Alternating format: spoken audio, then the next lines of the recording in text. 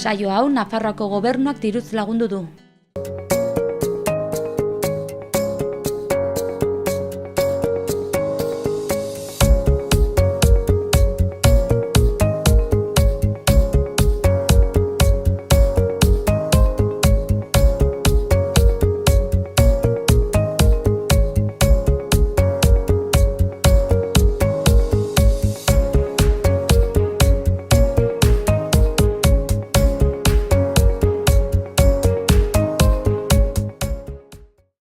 Ongietorri, abenduak 13 dugu gaurkoa osteguna, hortaz gaur parlamentariak izango ditugu gurekin. Zeri buruz galdetu diogu aste honetan, La Manadaren sententziari edo La Manadaren sententziaren baieztapenari buruz. Gero ikusiko dugu zenolako iritziak duten alderdiek. Eta horretaz gain, betiko dukiak. Gaur elkarrizketarik ez ditugu izango, baina albisteak bai, efemerideak, agenda eta esan bezala egunero eskaintzen dizuegun guzti hori. Hortaz az gaitezen.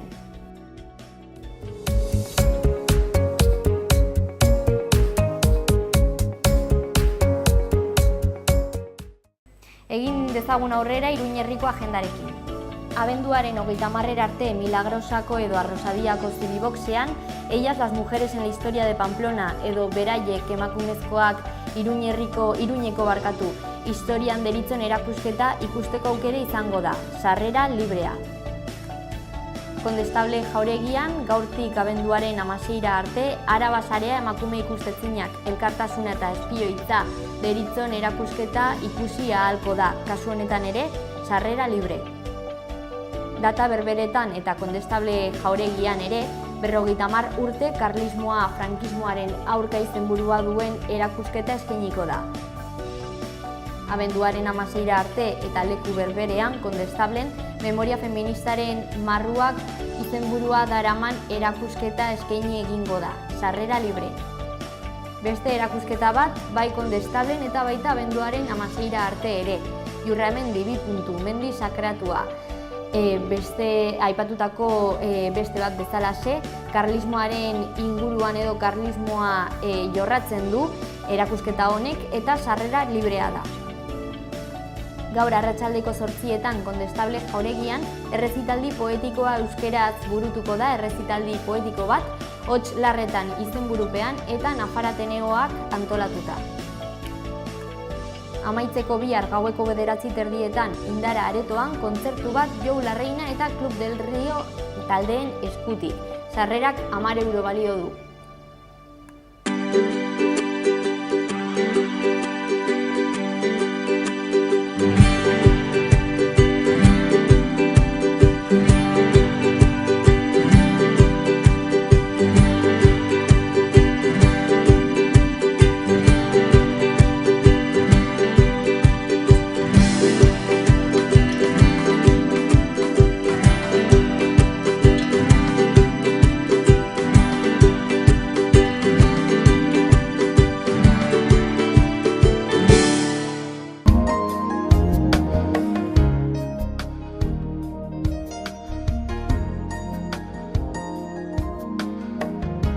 Iruin herriko albisteekin jarraituko dugu.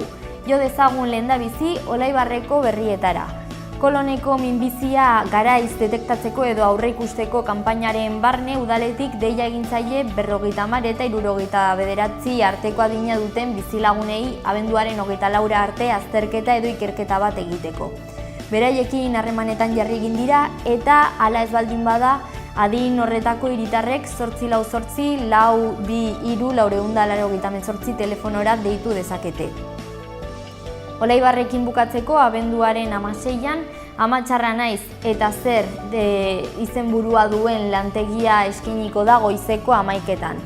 Berdintasunaren alde eta genero indarkeriaren aurka hausnarketa egiteko aukera izango da hau, eta ondoren eguerdiko ordu bata terdietan pintxo poteoa egingo da joan diren guzti hoientzat. Noainen bestalde berri edo albiste hauek ditugu. Hasteko abenduaren 18 arte noainen burutuko diren hiri kanpaldietan apuntatzeko aukera dago. Abenduaren 24tik urtarrilaren 4 arte gauzatuko dira eta 3 eta 12 urte bitarteko ume eta gaztetxoei zuzendutak daude kanpaldi hauek. Izena emateko hurrengo telefonora deitu behar da. 6-4-9-0-9-5-1. Online moduan ere egin daiteke izen emate hori campamentosdenoain.wordpress.com webgunearen bitartez. Honi lotuta abenduaren 16an Zuluetako frontoian Gabonetako azoka ipiniko da. 3. edizioa izango da aurtengoa. Goizeko 10:30 ordu 2:30 arte egongo da eta bertan Olentzeroren eskutitza utzi ahalko da. Honetaz gain, txokolatea eskainiko da. Horraino noaini dagokionez, Uharteko berriak. 2018 urteko jarduera ekonomikoen gaineko zerga ordaintzeko epea abenduaren 17an amaituko da. Hortik aurrera, abenduaren 17tik aurrera, ordainagiriak agentzi esekutibora igorriko dira ordainketa premiamendu bidetik burutzeko. Ez da epe bakarra Uharten, pasabideen baimenen tasaren ordainketa egiteko azkenengo eguna abenduaren 20a izango da eta.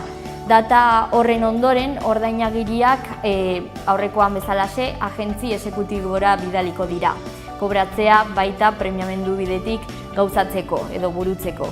Xehetasun eta informazio guztia Uharteko udalaren weborrian aurkitu daiteke. Eta horraino Uharteko albisteak, ea Txulapain. Olentzero Txulapainetik pasako da ere abenduaren 24an, hemendik gutxira. Beno, zehazki Belzuntzen izango da hitzordua arratsaldeko 6:30. Gabonekin edo Eguberriekin jarraituz, abenduaren 26, 27 eta 28an, baita urtarrilaren 2, 3 eta 4an, Txulapaingo ludoktekan musika, dantza eta bestelako ekintzak edo jarduerak eskainiko dira. Hori azkenengo berria zen Txulapainen kasuan, jarraitu ezagun orain Oltzako zendearekin. Larunbat honetan, Mari Domingi Oltzako zendeara joango da Olentzerori idatzitako eskutitzak biltzeko. Kalejira moduan egingo du arratsaldeko 6etatik aurrera, baina aurretik motorrak berotzeko eta bere bizita ospatzeko txokolate jana egingo da arratsaldeko 5:30etan Galtzagorri sozietatean. Egitarau osoa luzeagoa delako udalaren weborrian zintzilikatu eginda eta bertan kontsultatzera animatzen zaituztegu hemendik. Ez da Gabonak ospatzeko antolatu den ekitaldi bakarra. Abenduaren 19 arte, Oltza zendeako 16 urtetik beherako ume eta gaztetxoek Eguberrien inguruko marrazki lehiaketan parte hartu dezakete. 3 sari eskaintzen dira eskolako materialean gastatzeko edo eskolako materiala erosteko eta baldintzak udalaren webgunean zintzilikatu dira. Ekitaldi gehiago, kasu honetan Ororbia kiroldegian eta abenduaren 23an. Iruñeko Breathless Dance Center dantza eskolak hip-hop ikuskizuna eskainiko du elikagaien bankuari laguntzeko, Bartzelonako txeko raperoaren partaidetzarekin. Ekitaldi solidarioa da beraz, hemendik ere animatzen zaituztegu parte hartzera, arratsaldeko 6etan burutu egingo dena gainera. Amaitzeko goazen Iruñarekin. Eguberrietara begira, animaliendako arreta zentrotik bat gehiago familian ardurarekin adoptatu izenburua duen udal kanpaina martxan jarri da. Aurten bildutako edo jasotako animalietatik txakurren 95% adoptatu dira. Galdutako katuei dagokienez, jabei itzuli ondoren, zentroan gelditu direnen 160 adoptatu dira. Gaiaz zeharo aldatuko dugu. Matrikulak irakurriko dituen ibilgailu batek, hiritik, Iruñetik, zirkulatuko du aparkaleku arau hausteak eta edo aparkatzearekin zerikusia duten arau hausteak eta ibilgailuen azterketa teknikoak edota seguruen ez betetzeak detektatzeko. Udalak informatu duen moduan, gailuak 36.288 euro kostatu du. Hirigintzak bestalde Pepe Javerianos monastegian erresidentzia bat sortzea onartu du. Baina hau ez da Iruñeko eraikuntza bakarra izango, izan ere Ermitaldea elkarteak Mendebaldea Ermitagainako baratza ekologiko eta komunitario berria kudeatuko du. Liburutegi orokorraren ondoan kokatuko da eta era honetako hiriko laugarren baratzea izango da hau. Albiste gehiago Iruña hiriari dagokionez. Hirigintza gerentziak aurrekontuko 8,5 milioi euro onartu ditu 2019 urterako. Honen barne, Ego Txantrean Nupeko udalaz gaindiko intzidentzia plan sektoriala eta Arrosadian eta Sanduzelai auzoan egingo diren inbertsioak sartu egin dira. Bukatzeko, Iruñarekin eta Iruñerriko albisteekin, udalak Txantreako bizilagunei Maria Auxiliadora eta Aibar kaleekin zerikusia duen proposamen bat aurkeztu egin die. Hurrengo proposamena. Oinezkoentzako egokitzea kale hauek. Helburua bizitegi kaleetan bihurtzea da, oinezkoek erabateko lehentasuna izanez. Honela bertan jokatu, paseatu, txirrindula zibili eta lasaitasunez bizi ahal izateko. Ibilgailuen abiadura maksimoa 20 km/ordukoa izango litzateke.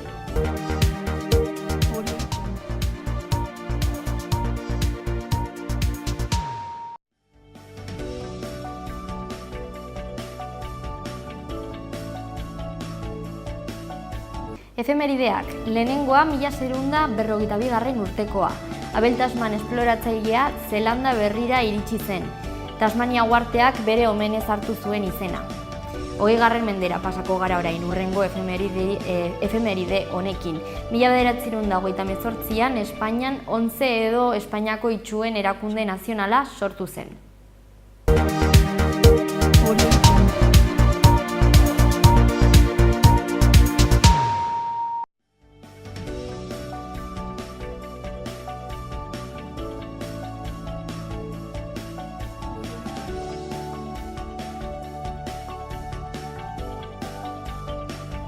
Egunkarietako azalak, hasteko goazen Diario de Navarrara. Lerroburu nagusian hurrengoa ipini dute. Hurrengo hau, Sánchezek torra erantzun sendo bati buruz ohartarazten du. PPk eta Hiritarren alderdiak 155 eskatzen diote. Azaleko argazkian mediku erretiratuen talde bat ikusi daiteke atzo omenaldia jaso egin baitzuten medikuen eskolan. Izenburua hau dago azpian. Medikuek ordezkoen faltari buruz alertatzen dute. Ea zer daukagun Diario de Noticiasen. Titular hau nabarmentzen da. Nafarroak mendekotasuna duten pertsonei arreta eskaintzeko profesionalen kontratazioaren alde egiten du. Azaleko irudiak atzo Iturramako Zibiboxean ospatutako hezkuntza ekitaldiaren momentu bat erakusten du. Larraonako ikasleriak 37 instituzio elkartu zituen, bertan. Izenburu honek laguntzen du argazkia. Indartsuago eta kohesio handiagoko gizarte baten alde. Gara egunkariaren txanda. Lerroburu nagusian hurrengoa irakurri daiteke. Euskal futbolak ofizialtasuna aho batez eskatzea erabaki du. Azaleko argazkian Berritxarrak musika taldea agertzen da. Eskuinean titular hau dago. Berritxarrak, 25 urteren ondoren ez adiorik. Bukatzeko Hedabide Euskaldunak, lehendabizi berria egunkaria. Goian eskuinean, iskin batean, Aitor Elizegi ikusi dezakegu Atletikeko presidente izateko hautagaia. Bere hitzek osatzen dute izenburua. Edozein bazkide hautagai izan ahal dela erakutsi dugu. Horren azpian, lerroburu nagusian, aurrekontuen negoziazioa azkeneraino tenkatu dute. Beherago azaleko argazkian, Euskadiko Futbol Federazioak ia aho batez erabaki du FIFAn eta UEFAn sartzeko eskaria garan ere aipatu egin dugun moduan. Horri egiten dio erreferentzia azaleko irudia, ofizialtasunaren bidea urratuko du izenburupean. Alboan ezkerrean zutabetxo batetan eduki gehiago lehendabizikoak hurrengoa dio. Maik aldearekin lortu du karguan irauteko bermea. 200 boto jaso ditu alde 117 aurka. Azpian kulturari dagokionez, Bilboko Arte Ederren Museoa 8.000 metro kuadro handituko dute 2022 artean. Horren azpian, hezkuntza legea hutsetik idazten hasteko eskatu diote Jaurlaritzari 11 eragilek. Beste bat gehiago bizigiro atalean, beste eduki bat. Euskararen Himalaia izenburupean, kasu honetan. Eta hortik beko iskinera joango gara, hor beste argazki bat dago eta bertan Berritxarrak taldea ikusi daiteke. Ikusi arte, inertzia etengo du Berritxarrak taldeak 2019an, dio titularrak. Amaitzeko Euskal Herria irratiaren webgunean ator Olentzerori ongi etorri egitera deritzon albiste nagusi bat ipini dute. Abenduaren 22an izanen da, jartzen du azpitituluan, 12etan Iruñeko Zentral Cafe antzokian. Hor Olentzero izango da, hor argazki batetan ere informazio gehiago baitago, sarrerak 3 euro balio du aldez aurretik, eta hor ikusi dezakegu Euskal Herria Irratiak antolatutako ekitaldia dela. Ea zer dioten gaur parlamentariek, ea nork hartu duen parte ze taldeek, eta zeri buruz galdetu diogu aste honetan, La Manadaren sententziaren baieztapenari buruz. Ikusi dezagun.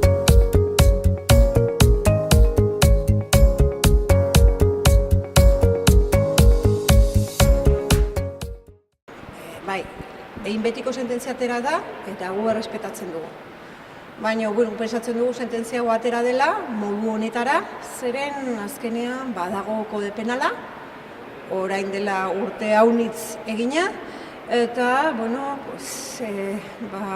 lehenagoko legeak eta bai ere, oraingoak, haunitz kasutan, patriarkalak direla, eta, bautela ikuspuntu bat, orain ez dugula ulertzen. Hortaz gu pentsatzen dugu kode penala aldatu behar dela eta aztertu behar dela eta legeak, behar diren legeak bertze ikuspuntu batetik behar dela.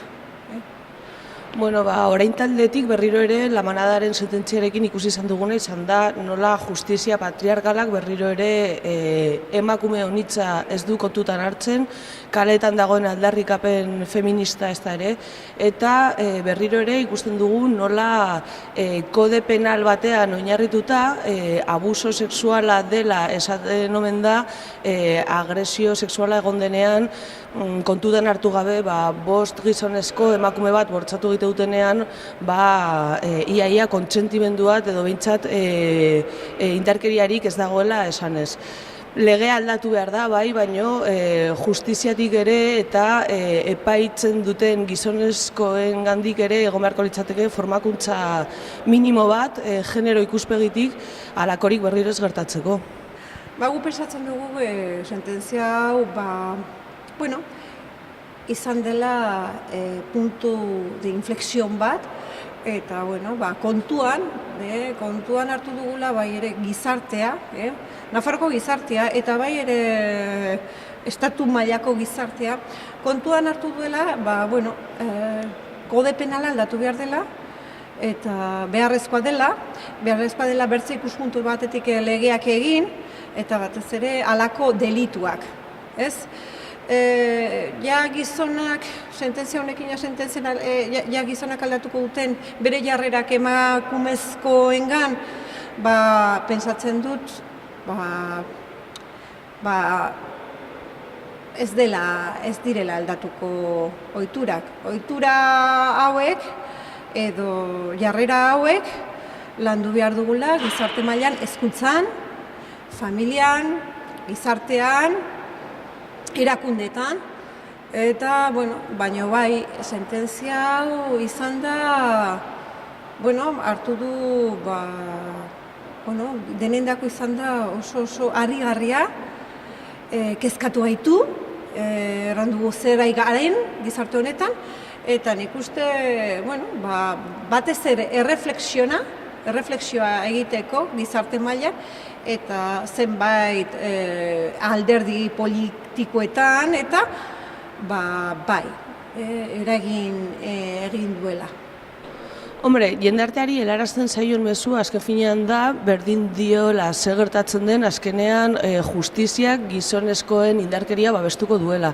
Ez dugu kasu hontan bakarrik ikusi, duela gutxi ere, Nafarroan ere izan genuen beste sententzia bat, nun erailtzen saiatu izan zen gizonezko bat, bere bikotea erailtzen saiatu izan zena, eta naiz eta, erail erailketa bat izan, edo tentazion de asesinato, kontutan hartu izan zen, nola norberak utzi egin zion bere emakumea edo bere bikotea asfixiatzeari, eta orduan hortan oinarrituta berak desistitu omen zuela, eta beraz legearen arabera exenzion penal edo ardura penalik ez dagoela esanez, ez?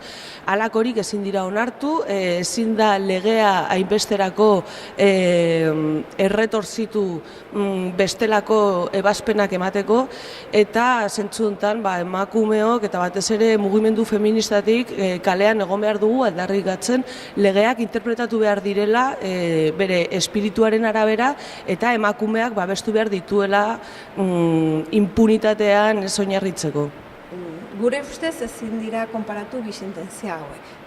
Ezin dugu konparatu La Manada ezarri zaien zigorra eta Altsasuko gaztei ezarri zitzaien zigorra. Bai, bi kasu hauetan, kode penalak, koden penala legearekin sententziatu dute, baina gu pensatzen dugu bi afera desberdina direla, baina bai badela gure ustez bederen. Bada desproportzionaltasun handia Altsasuko gaztei eman zaien zigorrarekin, badago uretako, ezin dugu konprenditu nola Estatu Espainola edo Espainiako justizia planteatu duen halako sententzia, gazte okei. Eta batez ere, zenbat urte ezarri zitzaie eta ze delituengatik epaitu diete. Bertzealdetik ere, La Manada, gu pensatzen dugu, La Manada, guri ere, harritu gaitu sententzia hau, baina hala ere, pensatzen dugu, dela kode penala aplikatu dela eta gure kode penala horrela dagoela. Orden, ze emaitza atzeratzen dugu? Alde batetik, kode penala aldatu behar dela, hori argi eta garbi gelditu da La Manada sententziarekin, eta bertzaldetik ere, nola erabiltzen den justizia, epaitzeko pertsona batzuei, eta oraindik ere, bai Nafarroan, bai Euskal Herrian, ez dugula gainditu bertze garai batzuk, eta haue dire ondorioak, eta, Altsasuko gazteek hor daude preso, eta guk pentsatzen dugu, dela gauz bat oso tristea eta injustua. Ikusten da, kasu honetan, nola Altsasuko gazteak gartzelan 2 urte daramaten bitartean, Manadako bortxatzaileak libre dauden. Kasu batean, Altsasukoen kasuan, omen dago ihes egiteko arriskua, orduan hor ez da haien presunción de inocencia kontutan hartzen, ez da hauek ere behin eta berriro epailearengana jo izana borondatez justiziaren eskutan jartzeko, ordea militar hauen kasuan egiten dena da ez dela arriskurik ez dagoela esaten da. Eta kasu honetan kontutan hartzen ez dena, azken finean emakumeon ziurtasuna ezaiola batere asola justizia patriarkal honi. Aste honetan, hemen Nafarroan, lantzen ari gara Nafarroko aurrekontua 2019ko. Aste honetan badaukagu zenbait batzorde, zenbait emendakinak aztertuko dira, eta espero dugu heldu den urterako Nafarroko aurrekontua onartzea.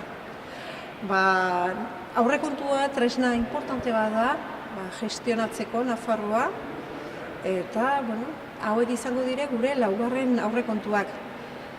Pentsatzen dut, hau dela kuatripartitoko emaitza, nola lau alderdi desberdinak lan egin dute elkarrekin, 4 urteoketan, hor dago ere gure lehendakaria, aintzinera emateko gure proiektua, eta, bueno, pentsatzen dut, zoriontzeko dela, eta nik uste ere, 4 urteoketan, hauniz gauzak egin direla, aldaketa ere hasi dela bere bidea, eta, bueno, zer nahi dugu?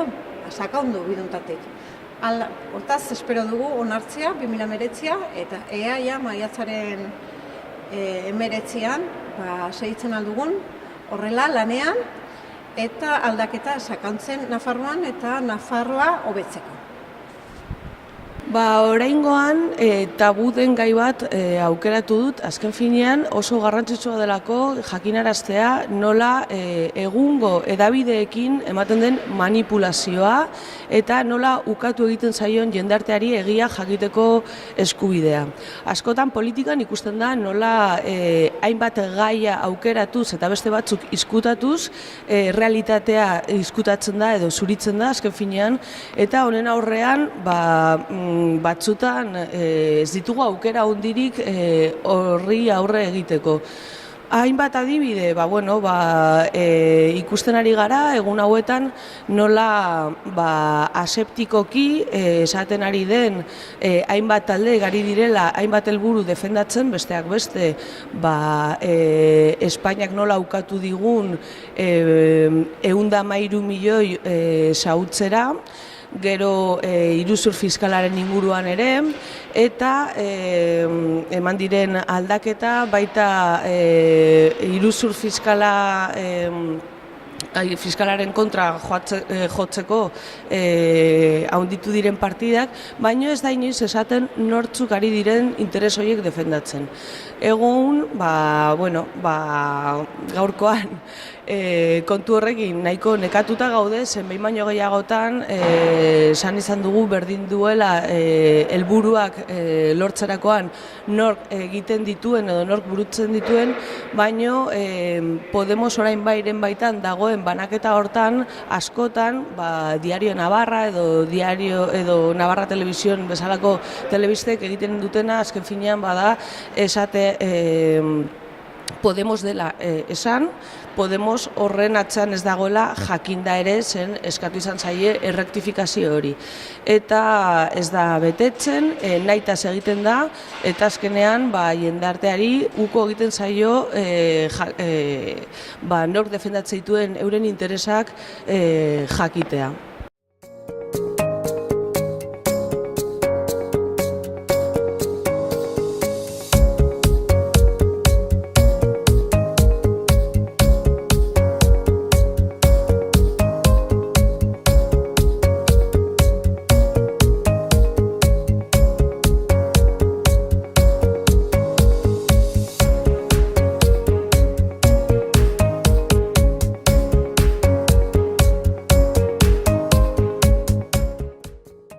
Honeino gaurko saioa, eskerrik asko oregoteagatik eta bihar ikusiko dugu elkar berriro ere. Bihar arte.